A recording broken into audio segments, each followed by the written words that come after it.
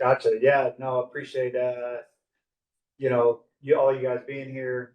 Excited to be here. Excited to have the two guys that are with us, DJ and Colin. I think it's cool. We brought this up in our coaches meeting that having an in person media day, really the experience for these guys is something I always remember going with Coach Kill to these things. But yeah, the season's here. We start camp a week from tomorrow. Report to camp, and so excited about the year. Everybody, you watch them. I tell our guys this and team meeting. I think it was last week. It's media days. Everybody feels good. Everybody's had a good summer. Everybody's had a good off season. Everybody's excited, and we are as well.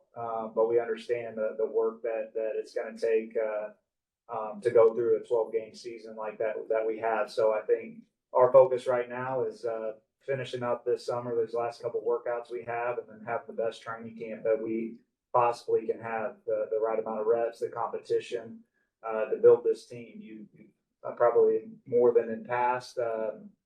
We've got a lot of guys that we've never coached in pads before. We have got a lot of them for spring ball, but an opportunity. I think these 25 practices in August, you really find out what kind of team you have. And so I'm excited to get to the ball all day, every day, and get to training camp. And there's just something about this time of year that you can just kind of feel inside of it if you're a football guy. And the time is now.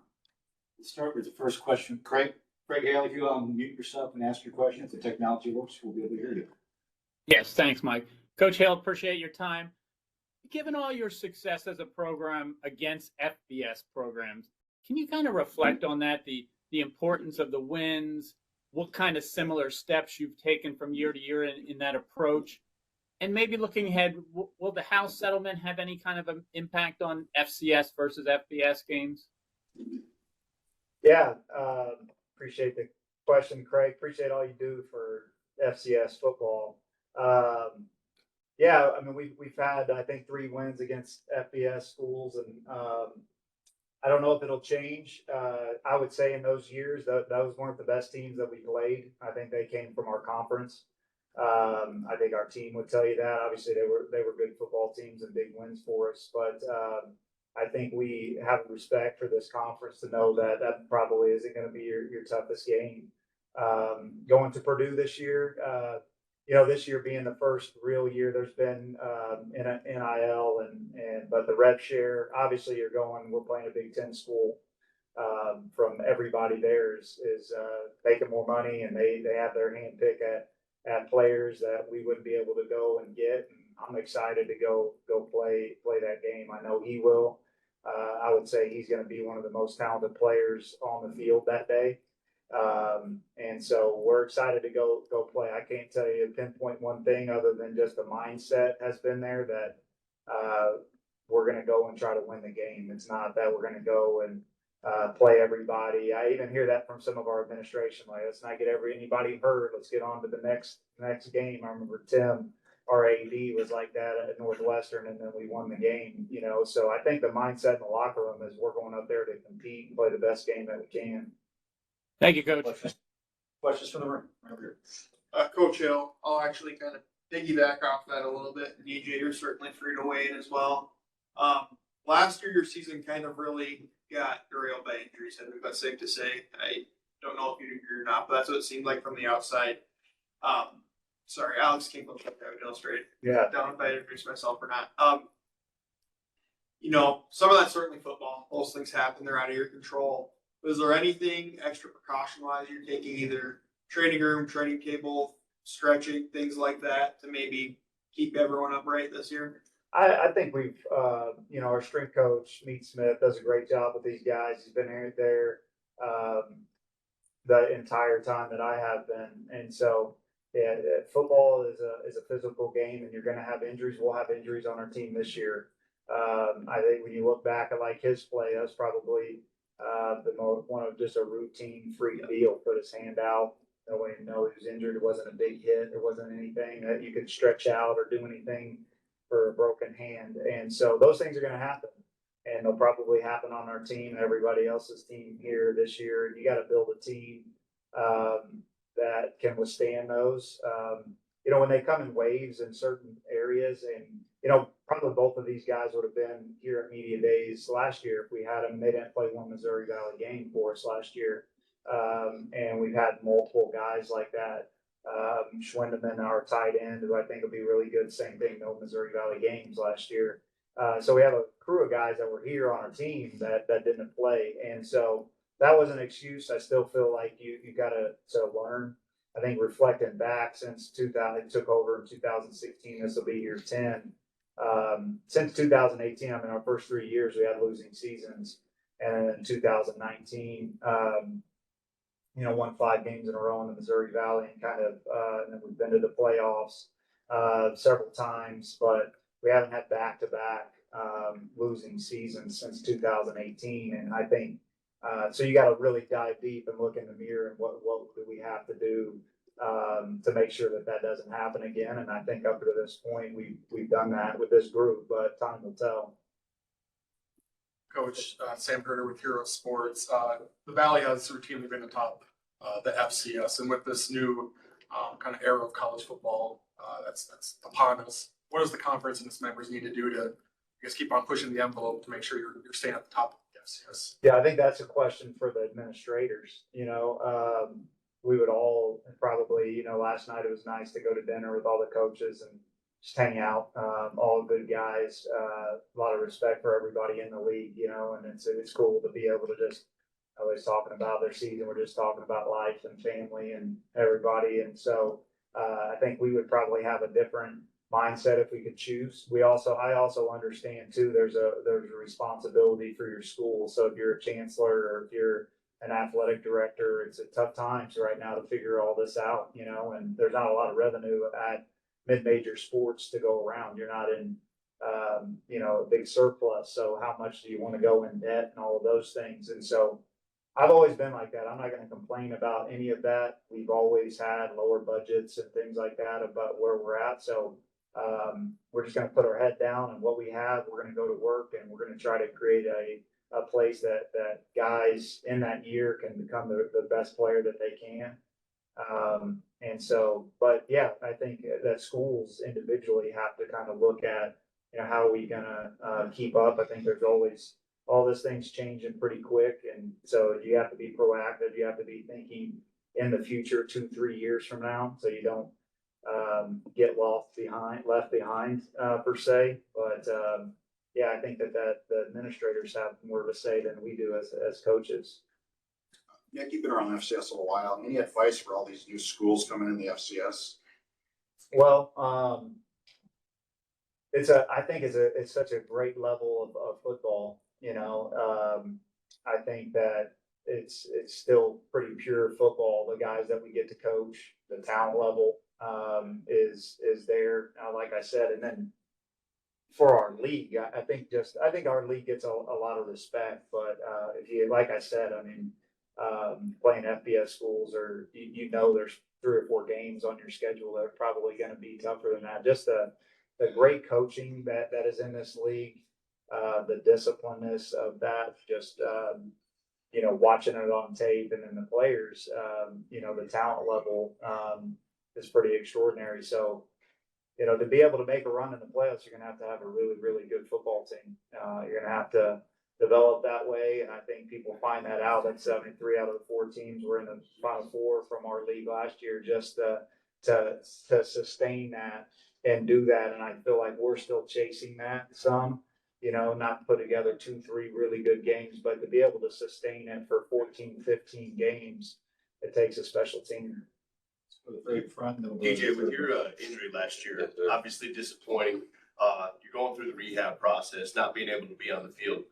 What'd you do in your first year in the league to try to understand what this league is about without being on the field to better prepare yourself for this season? So my actual first year was at Murray in the league. So I played that full season. But the league is tough. Like Coach Hill said, day in and day out, week in and week out, you got a chance of getting beat. Regardless, if you don't come to play, you got a chance of being beat.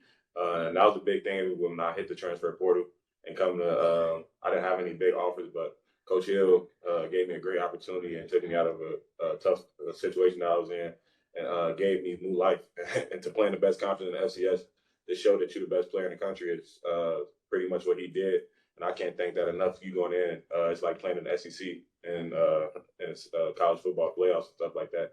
You got a chance to go out there and prove if you're the best or not. DJ Luke Randall from KVS.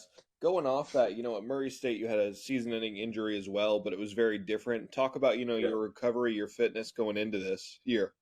I feel great. Probably the best I've ever felt. Everybody's gonna tell you that. Every player gonna tell you they feel great going into the season. But honestly, I feel great. The injury at Murray I couldn't walk for 3 months. With this hand, I was back throwing by the time the end of the season came around. And once the off season came, there wasn't no restrictions. So I got back straight to work. Told Coach Hill I was going back home, and the first thing I did when I got home was went to go throw. And that's pretty much how I'm wired to just go put in the work. So feeling great about the season, feeling great about what's coming up next. DJ, kind of piggybacking off the injury, such a good start last year, and it abruptly ends just like that. How much extra motivation is there for you to hit the ground running early this year and really have a full season and show what you can do? It's always there, honestly. Me and Coach Hill talk about it a lot. After the season, he sat me down and told me his expectations for me. And it was great for him to have the same expectations I had, and that was to be the best player in the country. And I feel like you guys saw it last year, the first couple games. BYU didn't play my best ball, and people said I played pretty good. And then Austin Peay definitely didn't play my best ball. People said I played pretty good. UIW, I was moving towards the right direction. Got settled into the offense, got settled in with Coach Hill, with the play calling and stuff like that. So, it's just time to go show it now. Honestly, I'm really motivated. I see all the lists coming out, and that's like just more fuel to the fire. Honestly, I love it. Love the preseason and stuff but everybody got to go prove it now. You got to go show me better than me. Pause for a second, see if there's any questions from the external audience. For those joining us externally, if you have a question, just unmute and fire away. Hi, Coach. Hi, DJ. This is Barry from PrairieStatePigskin.com. Coach, I wanted to ask you, you've taken on the OC role this year, and how has that impacted your day and your schedule? And for DJ, how has Coach taking over that role impacted your relationship and also your ability to kind of grow in this offense? Yeah, for me, like when I took over, I've done that for 5-6 years, and then Coach Rowland was with us for 5 years as the quarterback coach. And then he got an opportunity at Wisconsin. And so I just felt like for a couple different reasons. Number one, I have a lot more fun doing it that way. Sometimes when you become the head coach and you just start delegating everything, it's like, man, I want to get back and be in the quarterback room and have my hand, on it. And so hired a young quarterback coach, Ryan McVicker, who student taught for us and GA'd for us and last year. So this is his 8th season with us. He does an unbelievable job of keeping me organized and things like that. But for the opportunity and probably a lot had to do with it was DJ, like I told him, like obviously Blake was leaving, the transfer portal was open. There could be some, nervousness, like who are you bringing in, new system or anything like that. I think he was the first person I called once I got done talking to Coach Rowland that I'm going to be the one doing it.